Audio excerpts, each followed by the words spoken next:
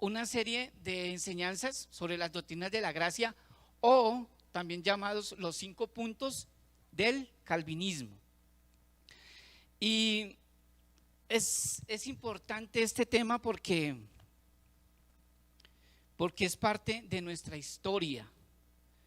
Un gran hombre, poeta y filósofo estadounidense de origen español llamado Jorge Agustín Nicolás Ruiz, conocido como George Santayana, dijo lo siguiente: un pueblo que no conoce su historia está condenado a repetirla. ¿Se le hace conocida esa frase?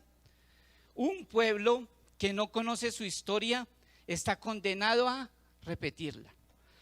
Las doctrinas de la gracia han sido muy polémicas a través de estos 2000 años que tiene la iglesia, y ha sido unos debates que han sido trascendentales a través de la historia. Y es importante que como iglesia nosotros sepamos qué son. Y hoy vamos a iniciar. Voy a dar una introducción, ¿sí? Una introducción histórica de las doctrinas de la gracia. Me corresponde a mí dar la primera de los 5 puntos o las 5 doctrinas. Entonces voy a estar presentando una, y las otras 4 van a estar otros 4 predicadores muy buenos, eruditos, que van a estar enseñando las otras 4 doctrinas o los 4 puntos del calvinismo faltantes. Entonces, quiero que vayamos a las Sagradas Escrituras en la epístola a los Efesios, capítulo 2, verso 1 al 10. Efesios, capítulo 2, verso 1 al 10. Un alma pura que quiera leernos con voz de ángel, con voz de trompeta,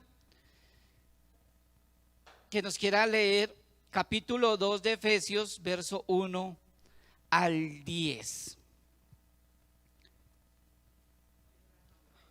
Si no hay un alma pura, entonces un pecador impuro. Ah, bueno, muy bien. Bueno.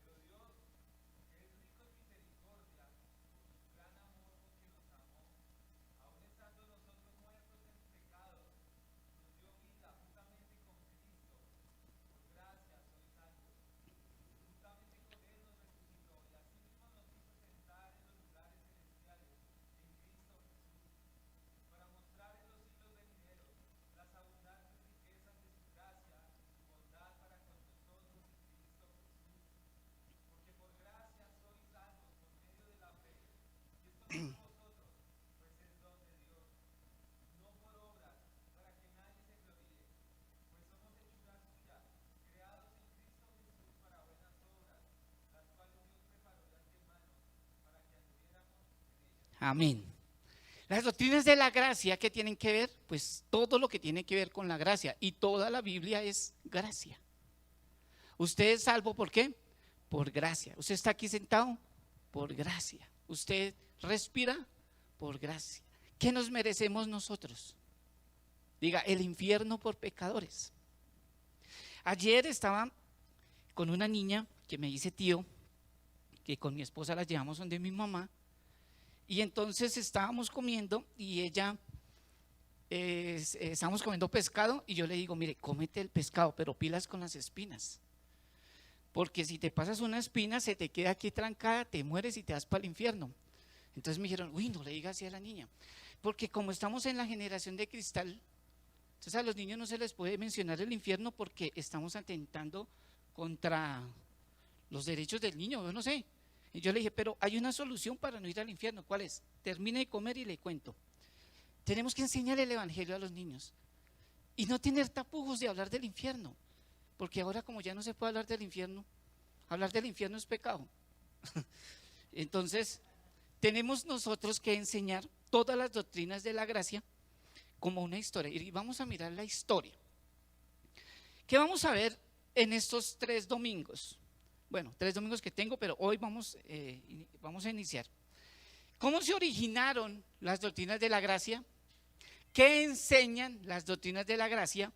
¿Y qué importancia tiene para la iglesia en nuestros días? Eso es lo que vamos a ver hoy. Y si nos alcanza el tiempo, vamos a ver la introducción de la primera doctrina. Entonces, ¿qué enseñan las doctrinas de la gracia? Enseñan la naturaleza del hombre después de la caída de Adán. ¿Qué pasó con Adán cuando cayó, cuando pecó juntamente con Eva? ¿Qué pasó ahí? Eso enseñan las doctrinas de la gracia. El decreto eterno de elección. ¿Qué es el decreto de Dios? Bueno, no voy a hablar en sí del decreto de Dios, pero las doctrinas de la gracia sí hablan del decreto de elección, lo que todos llamamos predestinación, lo que la Biblia llama predestinación, que la palabra predestinación a veces es innombrable, porque la gente ya como que predestinación, uy, como que yo no creo tanto en eso, pero no es lo que usted crea, sino lo que la Biblia enseña. ¿Qué más? La obra de Cristo en su encarnación, vida, muerte y resurrección. La obra salvífica del Espíritu Santo en los corazones de los hombres y el camino trazado para el cristiano. Eso enseñan las doctrinas de la gracia. ¿De dónde provienen las doctrinas de la gracia? Mire, para poder responder esto, tenemos que ir a 3 debates que fueron cruciales en la historia del cristianismo en estos 2000 años. Y quiero que nos remontemos al siglo IV con un hombre de Dios llamado, ¿cómo? Los estudiosos, los eruditos, ¿cómo se llamaba? Agustín de Hipona, llamado en el romanismo. ¿Sabe qué es el romanismo? El romanismo es la Iglesia Católica, Apostólica y Romana. Nosotros decimos la Iglesia Católica, pero Iglesia Católica no es la Iglesia Católica que conocemos, porque la Iglesia Católica es la Iglesia universal. Católico significa universal, sino que ellos tomaron ese nombre, Iglesia Católica, Apostólica y Romana, pero para nosotros eso, la iglesia se llama romanismo. Entonces cuando hablamos de romanismo es la Iglesia Católica tradicional. Entonces, llamado San Agustín. Entonces, San Agustín, en sus postulados, él planteó con base a unos postulados que había colocado un hombre que estaba viviendo en esa época llamado Pelagio. Entonces Pelagio había sacado como unos postulados y una doctrina totalmente diferente a lo que la Escritura dice. Y San Agustín tuvo ese debate y comienza a colocar sus propios postulados con base a las Sagradas Escrituras. Entonces, la frase de Agustín, que era parte de su oración, era: dame lo que me mandas y mándame lo que quieras. Esa era la frase de San Agustín en su oración: dame lo que me mandas y mándame lo que quieras. ¿Qué planteó él? Lo que planteó él fue la cuestión del pecado original. El hombre es esclavo del pecado después de la caída de Adán. La salvación del hombre se debe solo a la gracia de Dios, y formuló la doctrina de la predestinación. Esos fueron los postulados de Agustín, de San Agustín de Hipona. Pelagio, ¿qué fue lo que él postuló? Pelagio negó la existencia del pecado original. ¿Qué dijo? Que la caída de Adán no afectó a la raza humana, sino solo a Adán. ¿Qué quiere decir esto? Adán pecó, Adán murió espiritualmente, pero los que nacen después de Adán no. O sea que él dijo que todos los niños nacían santos y puros y que todas las personas después de Adán nacían puras. Y estos grandes debates, ¿qué tenían que ver? Todos estos debates tienen que ver con el libre albedrío. Estos tres debates en la historia del cristianismo tienen que ver con el libre albedrío. Entonces, este Pelagio fue condenado como herético por la iglesia. Y en el momento que fue condenado como herético, como un hereje dentro de la iglesia, entonces más años después surgió el uy, qué pena, hermano, que estoy como grave. Pelagianismo, el semi. Entonces ya no dijeron que el hombre no estaba muerto en sus delitos y pecados como lo plantea la Biblia y San Agustín en su momento, sino que el hombre ya no estaba muerto, y no estaba bien, o sea, ya no nacía puro, sino nacía enfermo, o sea, que podía responder hacia el llamado. Entonces, esas fueron la herejía del pelagianismo, que más adelante surgió, llamado el semi-pelagianismo. Ese fue el primer debate en el siglo IV después de Cristo. Amén. Ese fue el primer debate. Después hubo otro debate, y ese lo encontramos en el año 1500 después de Cristo entre dos hombres. El primero lo vamos a llamar Martín Lutero, y el segundo hombre fue Erasmo de Rotterdam. ¿Quiénes fueron ellos? ¿Saben? Martín Lutero, usted ya se fue, un monje agustino que tuvo la osadía de clavar las 95 tesis en la catedral de Wittenberg en Alemania. Ese es Martín Lutero. ¿Cuál era la frase de él? Él decía, la frase de Pelagio, se me había olvidado decirles, la frase de Pelagio era: todo lo que debo hacer, lo puedo hacer. Todo lo que debo hacer, lo puedo hacer. La frase de Agustín, ¿cuál era? Dame lo que me mandas y mándame lo que quieras. Esa era la frase de Agustín de Hipona. Y Martín Lutero, la frase de Martín Lutero era: creer en el libre albedrío pone en entredicha la gracia. Esa era la frase de Martín Lutero. ¿Qué era lo que proponía Martín Lutero? Estaba de acuerdo con Agustín sobre la esclavitud del hombre en el pecado. Y él decía: si un hombre se salva es porque Dios lo eligió y le concedió su gracia. Esas eran las frases de Martín Lutero. ¿Qué más planteó? Planteó la cuestión de la voluntad revelada de Dios y su voluntad secreta. Eso fue lo que planteó Martín Lutero. Pero el que se le opuso fue un hombre llamado Erasmo de Rotterdam. Tiene muchísimos libros, todavía lo estudian, muchos estudian. Los que estudian, por ejemplo, sociología, tienen que ver mucho con libros de Erasmo de Rotterdam. Y la frase de Erasmo de Rotterdam era: todo lo que Dios ordena hacer al hombre, el hombre lo podía hacer. Parecida a la frase ¿de quién? De Pelagio. Ahora, si usted tiene preguntas, dudas, téngalas ahí, y cuando vengan los pastores le preguntan.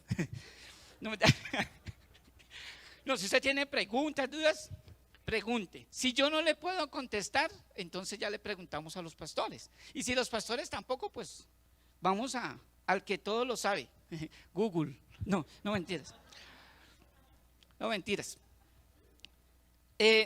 Erasmo de Rotterdam entonces decía: todo lo que Dios ordena hacer al hombre, el hombre puede hacerlo.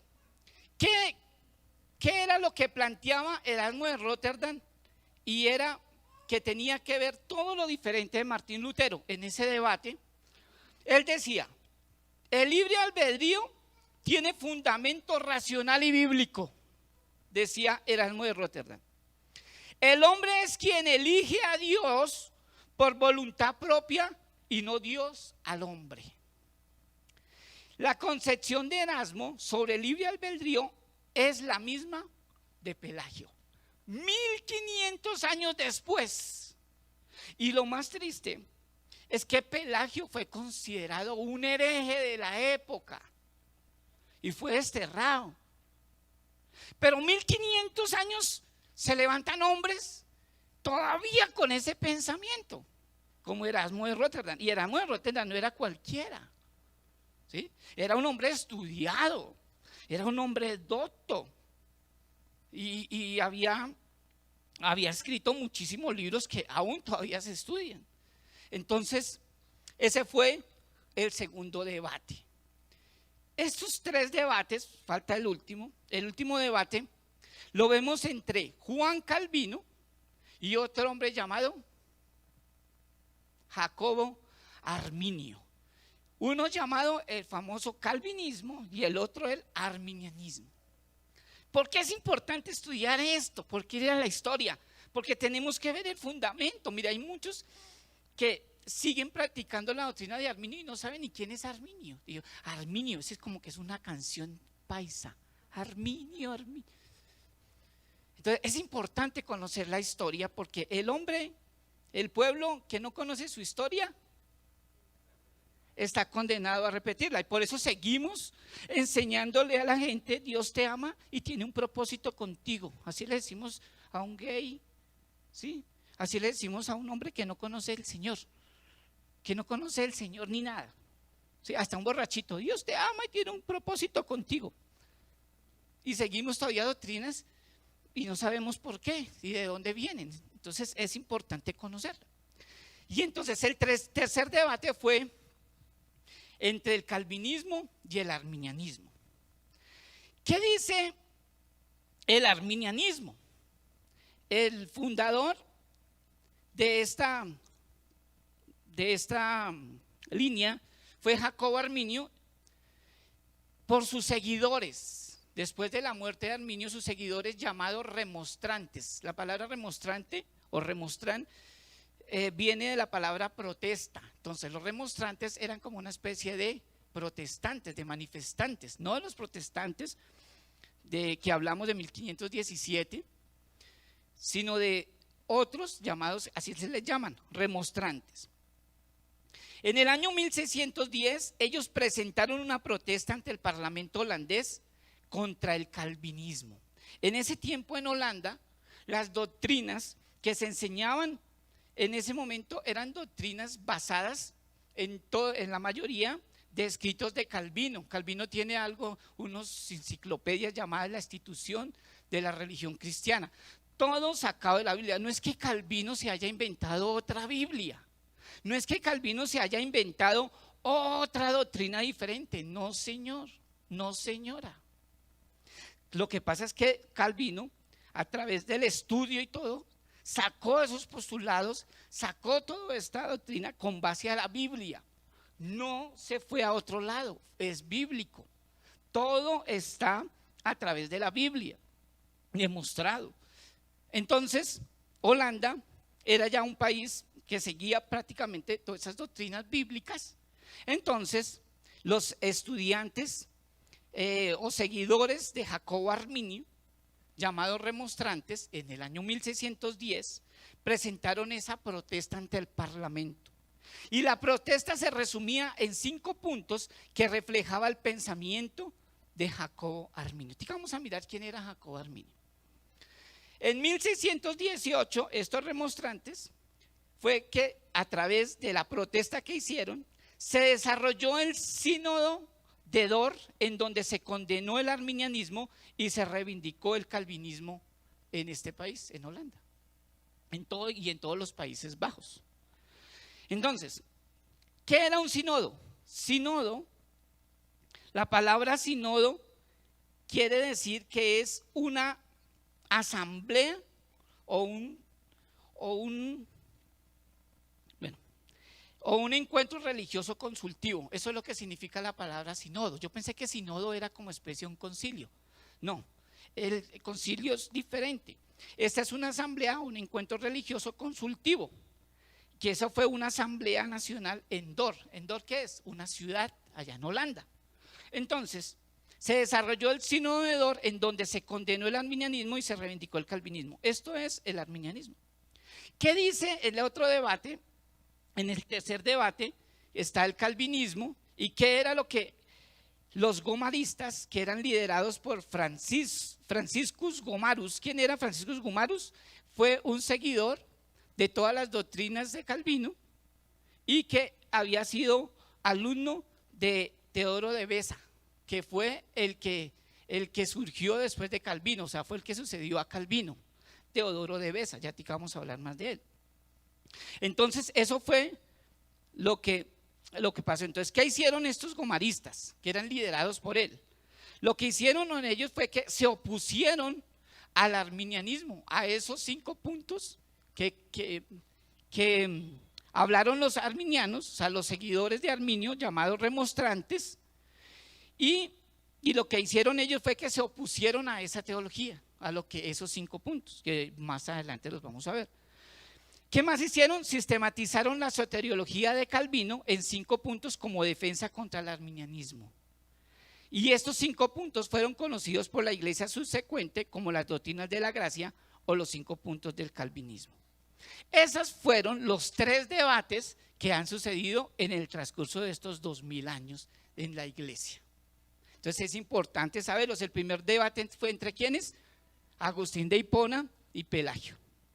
El segundo debate fue entre Martín Lutero y Erasmo de Rotterdam, y el tercer debate entre calvinistas y arminianos.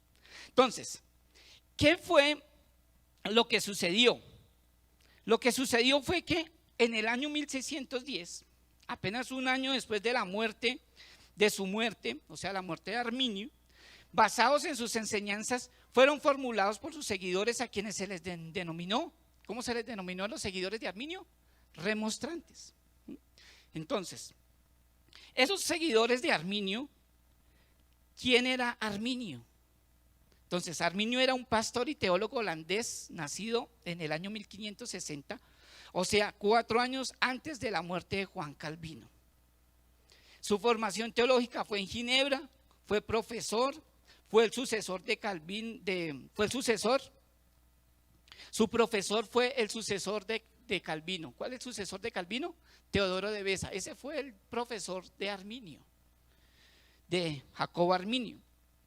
Después que fue ordenado al ministerio, comenzó a tener conflictos con la postura calvinista en lo tocante a la gracia de Dios en la salvación de los pecadores. Él decía que la gracia por sí sola no asegura la salvación de los pecadores.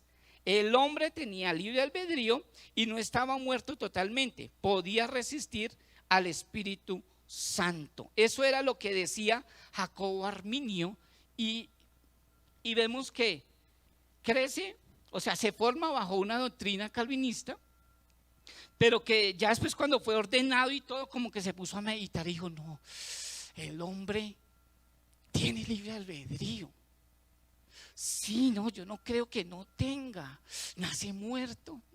Está complicado. Entonces, como que comenzó a tener conflictos, no dormía de noche, tomaba harto tinto, pero nada. Y yo decía: no, y le daba esto en la cabeza, y dijo: no. Comenzó a predicar prácticamente casi la misma teología de Pelagio, de lo que ha dicho Erasmo de Rotterdam. Y dijo: no.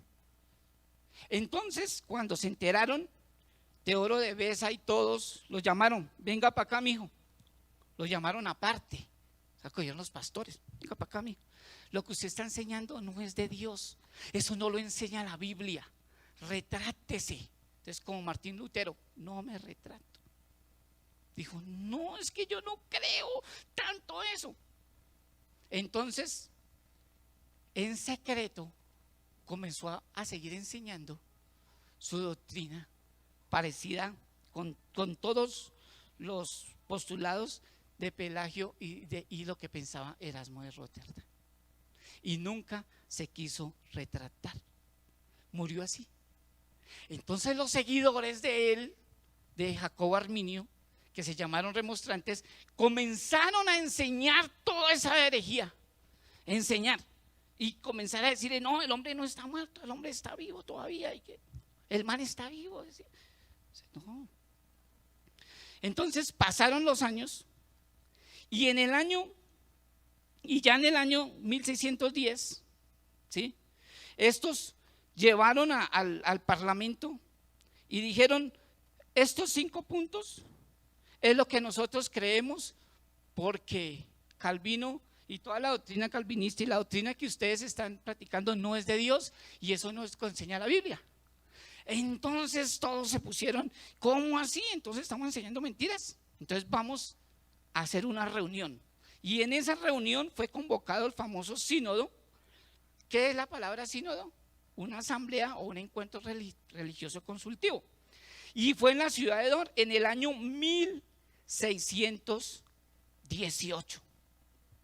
Y en ese año, con el propósito de examinar todas las creencias de Arminio a la luz de las Escrituras, el gran sínodo fue convocado por la Asamblea Legislativa de Holanda.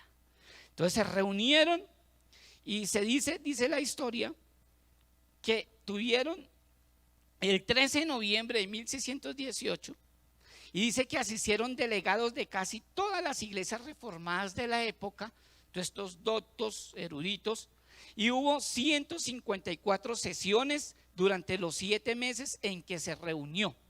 Y la última sesión se llevó a cabo el 9 de mayo de 1619.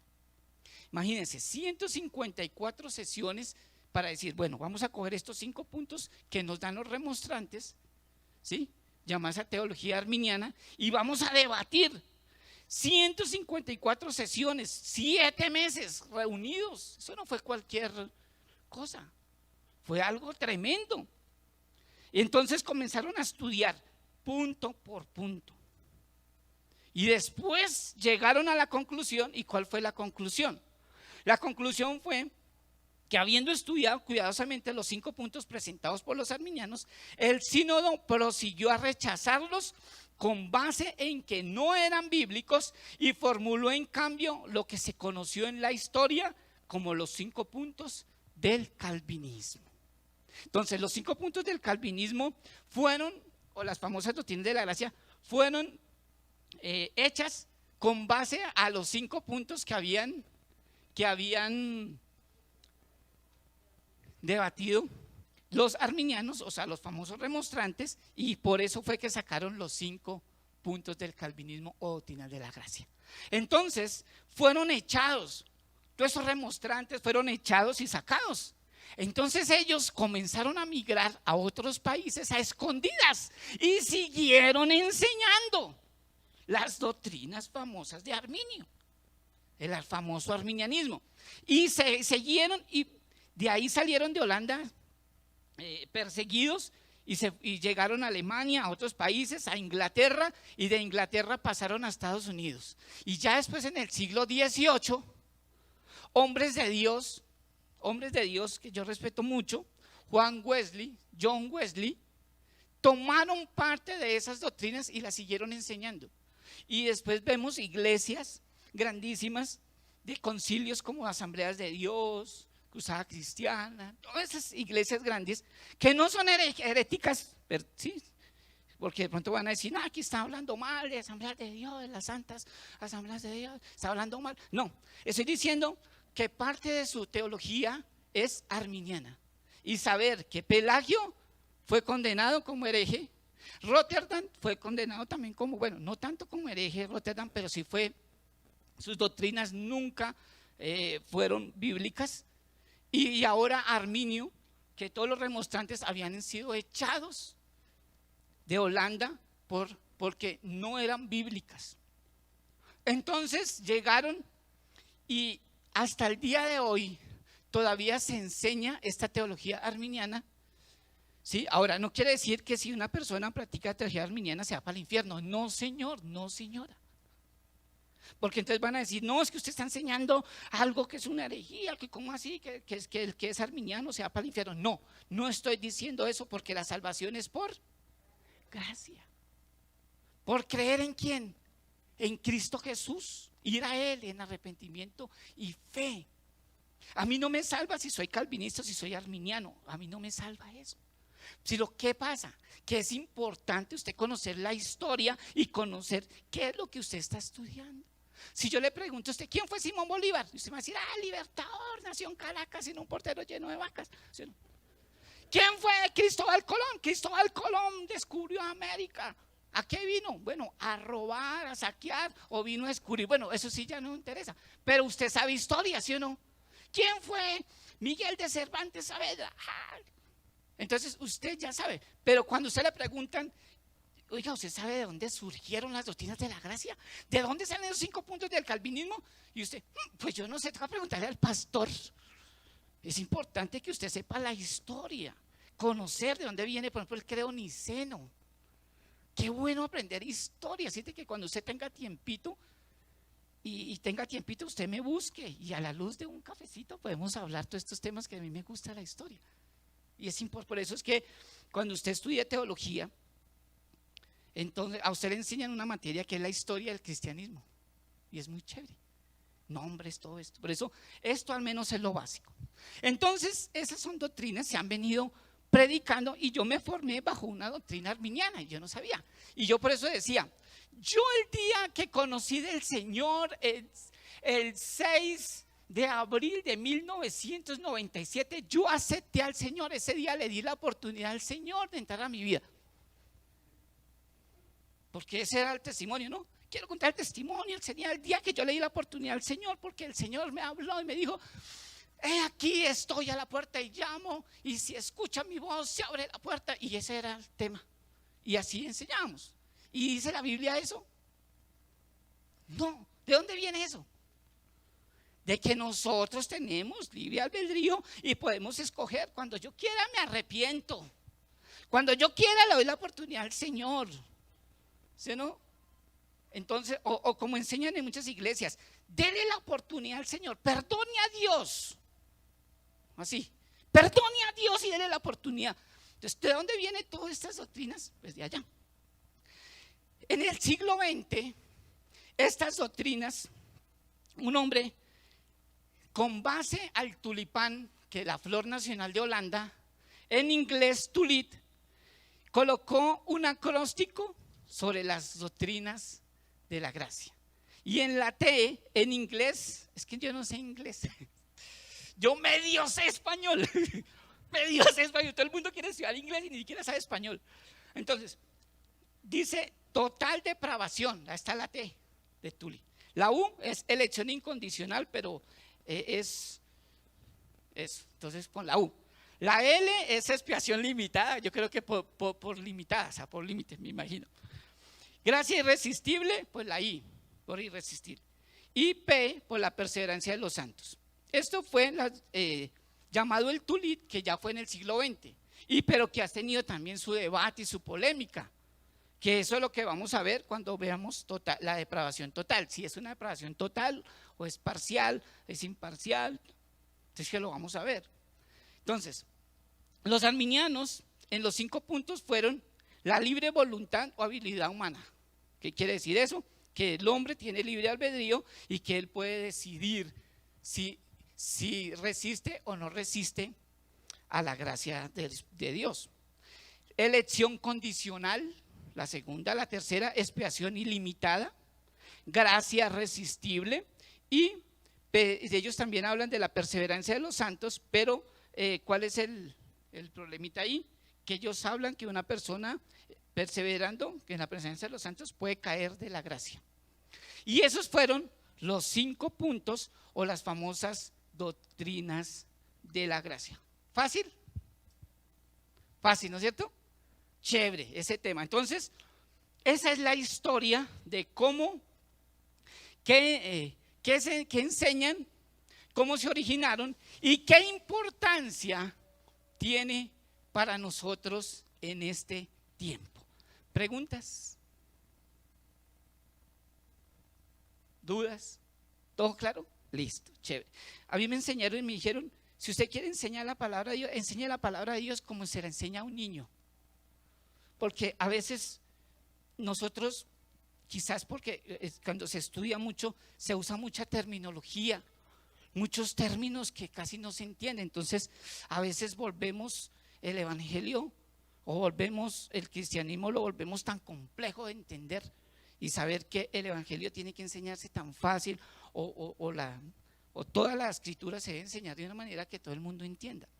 Entonces la idea es que podamos entender de dónde provienen, para qué nos sirven y cómo se originaron. El tema entonces que me corresponde a mí es la primera doctrina de la gracia llamada depravación total, ¿sí? O depravación parcial, o bueno, tiene varios nombres, pero entonces nos vamos a detener en la primera. ¿Qué fue lo que planteó Arminio?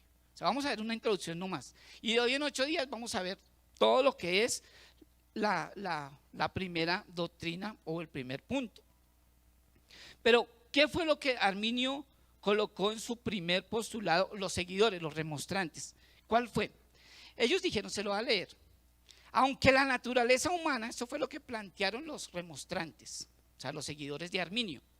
Aunque la naturaleza humana fue seriamente afectada por la caída de Adán, el hombre no ha sido dejado en un estado de total desayuda espiritual. Dios cortésmente capacita a todo pecador para que se arrepienta y crea, pero no interfiere con la libertad del hombre. Cada pecador posee una voluntad libre y su destino eterno depende de cómo la use. La libertad del hombre consiste en su habilidad para escoger el bien sobre el mal en los asuntos espirituales. Su voluntad no es esclava de la naturaleza pecaminosa. El pecador tiene el poder para cooperar con el Espíritu de Dios y ser regenerado, o resistir la gracia de Dios y perecer. El pecador perdido necesita la asistencia del Espíritu, pero no tiene que ser regenerado por el Espíritu antes de que él pueda creer. Pues la fe es un acto del hombre y precede el nuevo nacimiento. La fe es el don del hombre hacia Dios, es la contribución del hombre para la salvación. Esto era lo que creían, y ese es el primer punto de los que ellos llevaron al parlamento holandés. ¿Ves? Entonces, ¿está de acuerdo usted con eso? O sea, usted mira, yo no le puedo decir, usted tiene que creer en este, tiene que no. Solamente le enseño, y usted que tiene libre albedrío puede escoger. No, mentiras. Mire, yo sí creo que el hombre tiene libre albedrío, pero el único libre albedrío que tiene es para pecar, para nada más. O sea, usted tiene libre albedrío para pecar, ¿sí o no? Usted decide en la cama, ¿voy a la iglesia o me quedo? ¿Sí o no? Pero usted no le va a echar la culpa a Dios. Usted tiene, porque hablamos de dos canales: responsabilidad del hombre y la soberanía de Dios. Dios es soberano, pero usted es responsable de sus actos. ¿Ves? Entonces, el hombre tiene libre albedrío, pero para pecar. ¿Listo? Para eso, para nada más. No puede escoger a Dios. Entonces, esto era lo que planteaba el primer punto de los arminianos. Pero que con base a eso, entonces, los seguidores de Calvino, llamados gomaristas, ellos dijeron: no, señor, así no es.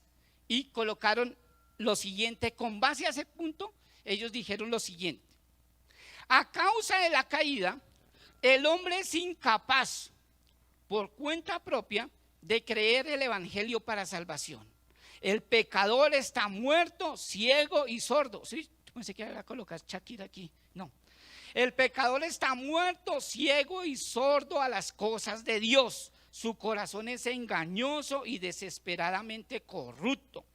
Su voluntad no es libre, está en esclavitud a su naturaleza perversa. Por eso no escogerá en verdad él, no puede escoger el bien sobre el mal en el área espiritual. Consecuentemente, toma mucho más que la asistencia del Espíritu para traer el pecador a Cristo. Hace falta la regeneración, por medio de la cual el Espíritu hace que el pecador viva y le da una nueva naturaleza. La fe no es algo que el hombre contribuye a la salvación, sino que es en sí parte misma del don de Dios de la salvación. Es el don de Dios para el pecador, no el don del pecador para Dios. Amén. Bueno, vamos a dejar ahí porque el tiempo en televisión es corto. ¿Ves? Entonces, la mente recibe lo que la cola aguanta. Bueno, colóquese sobre sus pies. Oremos y vamos a tomar café.